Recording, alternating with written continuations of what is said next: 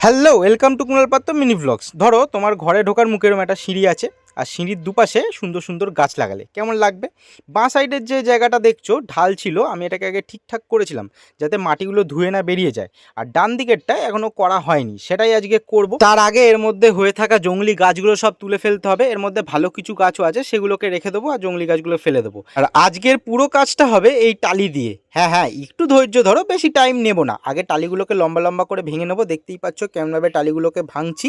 আর এই কাঠগুলো নিয়েছি টালিগুলোকে সাপোর্ট দেওয়ার জন্য। হ্যাঁ হ্যাঁ, কী করে করবো সেটা দেখাচ্ছি তোমাদেরকে, সেই জন্যই তো ভিডিওটা করা। তো এইখানে এই টালিগুলো লম্বা লম্বা করে ভেঙে দিয়ে দেবো। তার ভেতরে মাটি দেবো, তাহলে কি ঢাল যে জায়গাটা রয়েছে, যে মাটি বেরিয়ে যায় ধুয়ে ধুয়ে, সেইটা আর বেরোবে না। তো বলো আইডিয়াটা তোমাদের কেমন লাগলো? আর টালিগুলো কিন্তু সেট করব আমাদের সিঁড়ির ধাপগুলো অনুযায়ী, তাহলে কিন্তু দেখতে ভালো লাগবে। এদিক ওদিক করলে দেখতে ভালো লাগবে না। এখানে কদিন বাদে মাটি দিয়ে গাছ লাগাবো, সেই আপডেট পেতে হলে চ্যানেলটাকে সাবস্ক্রাইব আর ফলো করতে হবে। টাটা সবাইকে।